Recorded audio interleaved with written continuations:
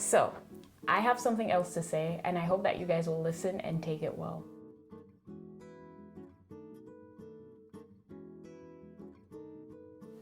So since the last video, I just want to personally thank everybody that left their condolences and were sending words of encouragement to us in the comments. I passed on the condolences to my mom, and she really does appreciate it. But one other thing that I must say that I also see in the comments overwhelmingly, other people that are suffering from like losing loved ones just like we are. And I mean, it's kind of expected, right? It's the world and it's just how life is. Yeah, but it's the how that we are hearing that's very concerning, and it's really like personally affecting us to an extent too, I guess. Yeah. So you could talk more about like, that. I don't know how many people I saw like lost family members to prostate cancer just like I did.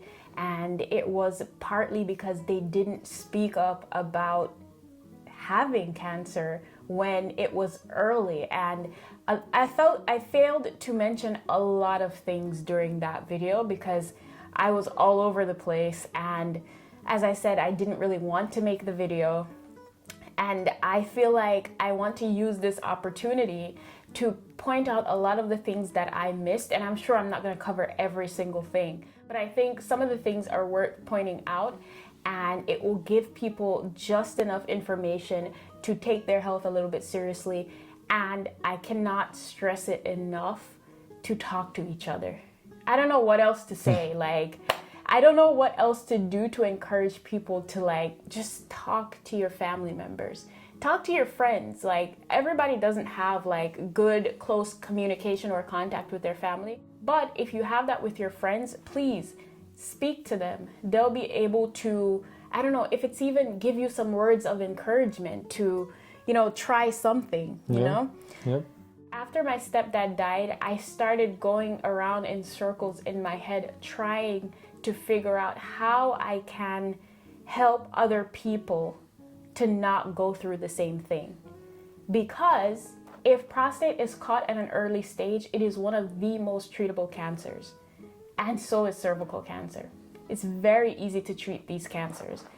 And I just wish that I can create a space where people can just come and talk about their feelings or what they're going through regarding their health, and just open up the space so that people don't have to feel uncomfortable or ashamed of sharing that they are going through physical illnesses. Because I see it in the Caribbean. There is such a stigma attached to admitting that you have cancer.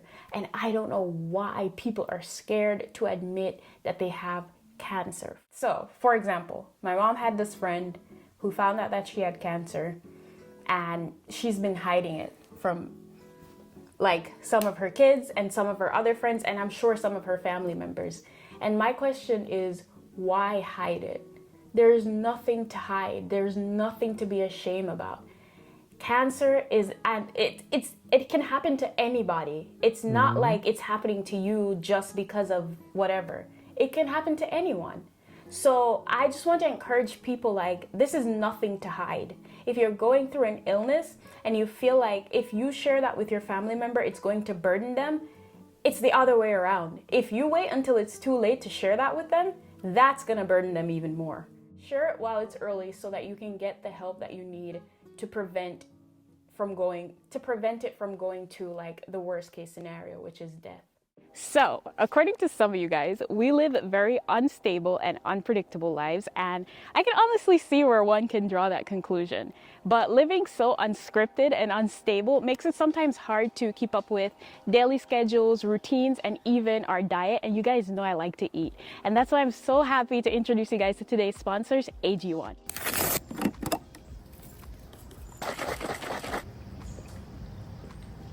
So let's play a little honesty game. Comment down below with I if you can safely and honestly say that you feel like you get the right amount of nutrients from the foods that you eat every single day. This is one reason why I love AG1 so much. It's because it's a foundational nutritional supplement that is backed by research, and it supports healthy aging.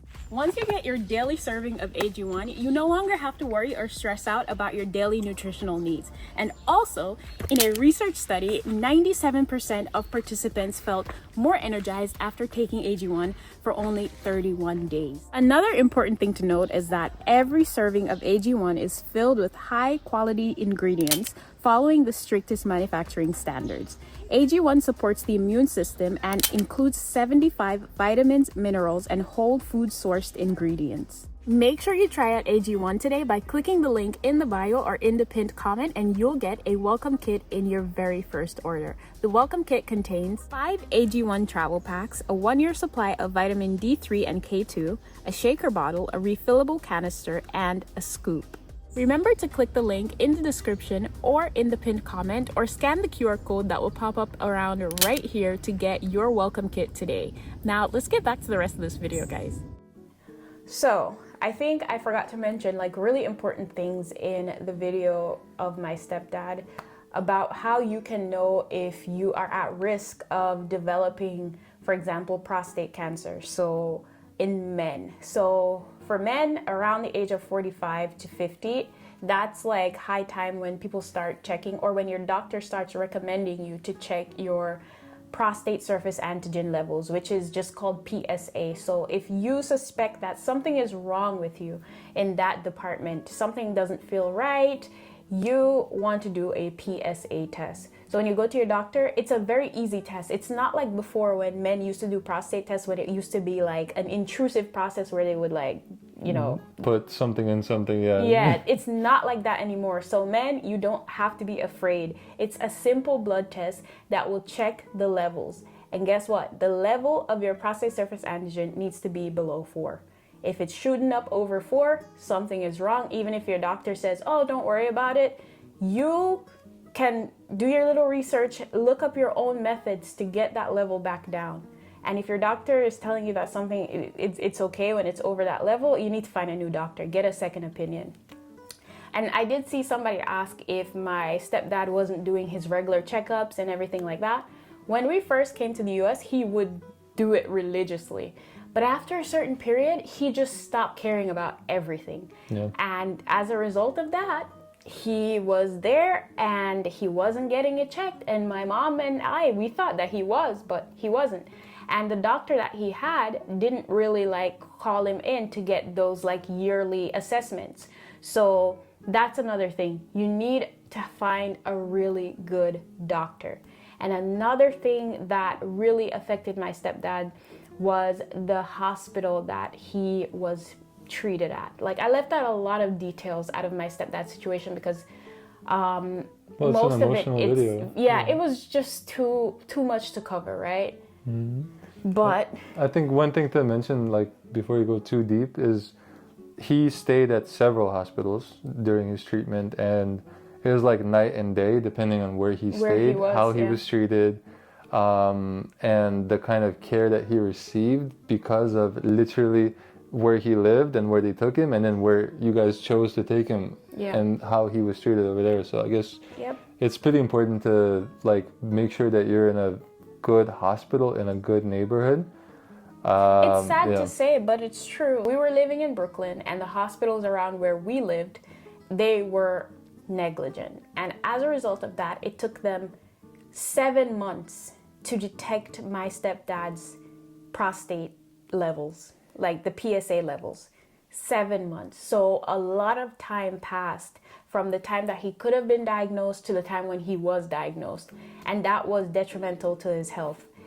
So I want to tell you guys too that unfortunately you're going to have to really advocate for yourselves because they don't care. We were able to take my stepdad to the hospital where I was working at the time, and the doctor there, oh my God, he was an amazing, amazing, amazing doctor.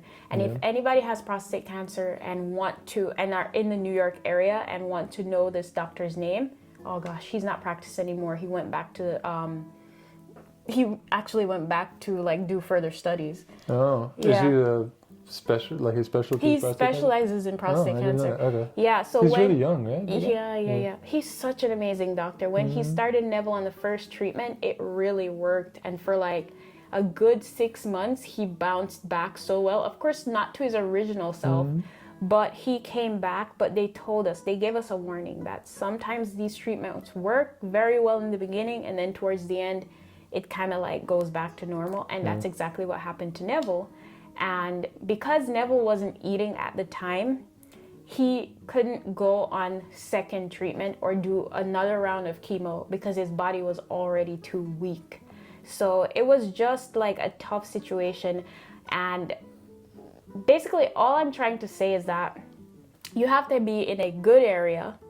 If you know that the neighborhood that you live in doesn't have a good hospital, go to another neighborhood. Seriously. You have to find a good doctor that cares. You have to hold that doctor accountable, and you have to do your own research and stay motivated throughout the whole process. It's gonna be tough, but if you want to come out on the fighting end, early detection is key, and all the other factors that we just mentioned. There are a lot of other things that we're not bringing up because I'm specifically talking about cancer, but for women, on the other hand, there is cervical cancer and there is ovarian cancer, and there's all these different types of cancer that affect the reproductive system for women. But in the case of cervical cancer, it seems to be really prevalent, and it's because of HPV. And the only way to really prevent this from happening is the HPV vaccine. So cervical cancer, ovarian cancer, there's fibroids, there is breast cancer. There's so many things affecting the reproductive systems of women.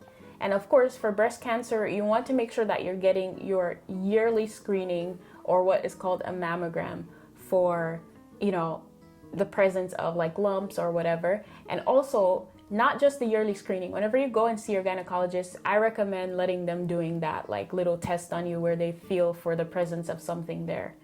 And if you do the mammogram and they tell you that they cannot determine if there are lumps because of the presence of like hard breast tissue, like they told my mom, you have to take it another step further, because if they're telling you this, it means that they cannot say yes or no if you have lumps. So the next thing to do is a blood test.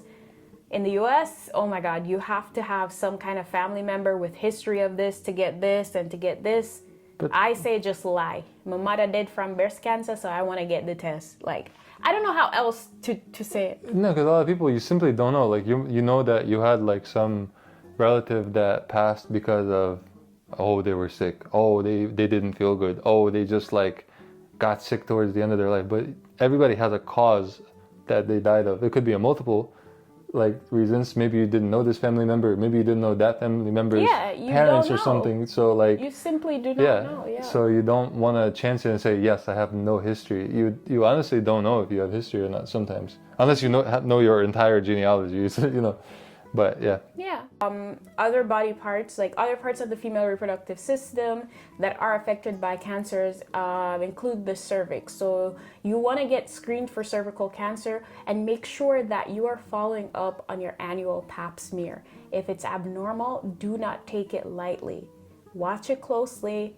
And I think my doctor recommended to get it checked within 6 months if it was abnormal. But talk to your doctor to confirm all these things. But anything abnormal, you want to keep following up, and hold your physicians and healthcare professionals accountable, because we have to advocate for ourselves. It's just a reality of the situation.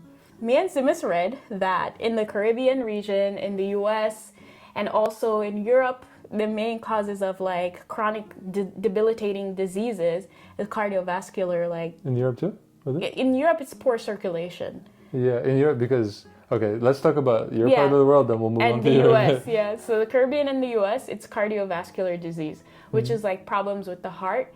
And guys, cannot stress it enough. It's all related to diet and exercise. That's it. Yeah. So we know you guys love the rice and peas and the fried chicken, and we do too. But moderation of salt. Moderation of salt sugar is another thing, Even if it's like your mom would say, but you're not tasted. No, it doesn't matter. Even if you don't taste if the it. salt or the sugar is in there, bruh, it's in there. It didn't disappear if you're not tasted. Yeah, so we looked it up, and this is what it says: heart disease, stroke, cancer, and diabetes are the leading cause of illness and premature death in the Caribbean region today. So, and in the U.S., it's essentially the same thing. Yeah, like almost a mirror image. Yeah, so poor diet and exercise. By poor, I don't mean tasteless. By poor, I mean not nutritious. Yeah. And you have to, what did you say? If you don't see anything green on your plate, you better wait? I'll give you guys this test. If you're eating breakfast, lunch, and dinner tomorrow, and you don't see anything green on your plate, something not right. So guys, you have to reevaluate this. I know I love my Jamaican cuisine. I love American food too, but we have to really think about it. Are all the things that we're eating good for us? And I'm not just talking about the quality of the food. We know that there's GMO stuff in the US. We know that Jamaican food is more ITAL, more ground provision, blah, blah, blah. We know the quality of the food in Jamaica is different from that in the US. But it's the combination of things that we put together, like rice, peas, fried chicken. So the peas are good, right? It's a good source of protein. Rice, white rice. We cannot be doing white rice every day. It's a refined grain.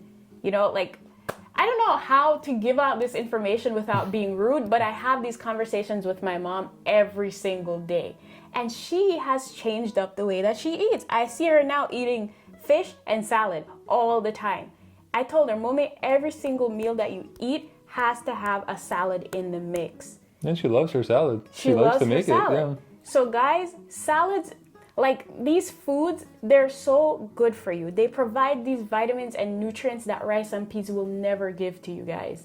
They help you to build protein. They help you to build skin cells. They help you to do everything that your body needs. It's in the food that you eat. So you have to be more conscious about the things that we eat.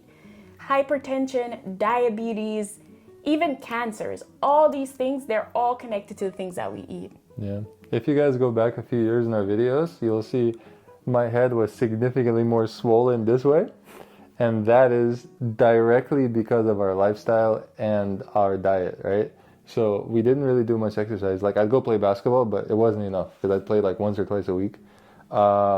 We ate. Hopefully we can find some pictures. Yeah, we ate literally fried everything. It was fried plantain, fried chicken, rice. You'd make mashed potatoes on the side of that. And we'd just be oh, we're eating it up. It's so good. Yeah, it tastes great, but yeah, man, it's not good for you. It's good for your soul, but it's not good for your heart. It's not good for your heart, man. And then we'd go out for the weekend yo, let's get chicken and waffles. Bruh, fried chicken with fried waffles and maple syrup on top of it. Oh man, that's so bad. I don't know. I want to create this community where we could give people some suggestions of what to eat, how to look for things in your body that are not going right, what to ask your doctor when you go to the doctor. But I just don't even know how to do that because I'd really, really like to help so many people, but I just don't know how. But so I'll ask the community, if you guys made it this far in the video and that's something you would want, leave a comment. Maybe we'll think of something. Maybe it's something we could think of creating or advocating, or I don't know. We always think of new ventures and ideas, so this may be another one that we'll go down on, but if there's interest. So we talked about diet. Last thing we'll mention is exercise. So it's two parts of the equation. You can eat your amazing salads. You can even cheat a little bit and have your rice and peas sometimes, or fry your chicken once a week or whatever. Yeah, no, we're not saying not to have the foods that you like, because that just takes the fun out of life. No, once in a while, great. All the time, no way. But you also have to exercise. And by exercise, I don't mean walk around the block. You have to sweat. You have to either lift weights, do some cardio, or both, preferably. Yeah, I know you guys are training tired. and cardio, You have a physical job or a desk job. They're all tiring. We've done both. And you still have to find some way to at least exercise 2 to 3 times a week because your body needs it. For at least 30 minutes. Yeah, so for an average adult, you need 30 minutes of exercise for at least 3 days out of the week. And I think that most of us should be capable of doing that. Yeah, so I'll give you guys an example. For me, what I would do is I'd ride my bike to the train.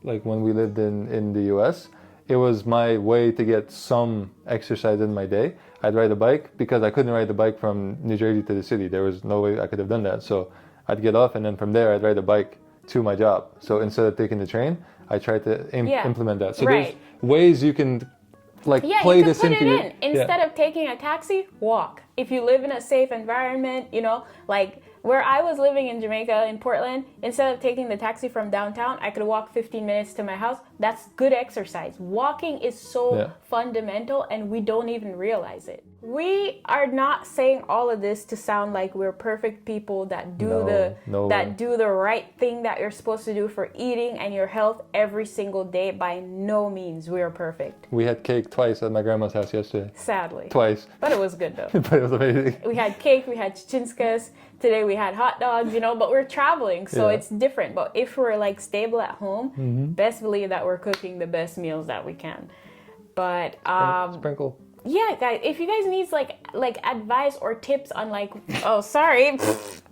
tips on like what to cook, because I know like making the transition into a healthy diet can be very, very confusing. You could feel like you don't even know what to eat, so if you guys need like some tips on that, we post a lot of different dishes on Instagram almost every day, so you can follow us there to see some of the things that we make. You post those things. I post those. Sometimes I actually cook, but you do the posting. Yeah, but like I'm telling you guys, we are not perfect, and we see that some people, like my mom, we simply do not know. She didn't know that she like needs to have like a well-balanced diet. She thought that making her curry chicken and her rice and peas, or her curry chicken and white rice, and then going to make like fried dumplings and ackee is it. No, guys, it's not it. The food is good, the quality of the food is good, but the things that we're putting together, it's not giving us like the nutrients that we need in our bodies. Yeah. We need something green on every single dish. And that's how I'll end this video. And yeah, like I said, I had something else to say, and I hope that no one takes it in a wrong way. I'm just trying to encourage people to take care of their health, and also not only their physical health, but their mental health as well, because mental health is also very, very vital.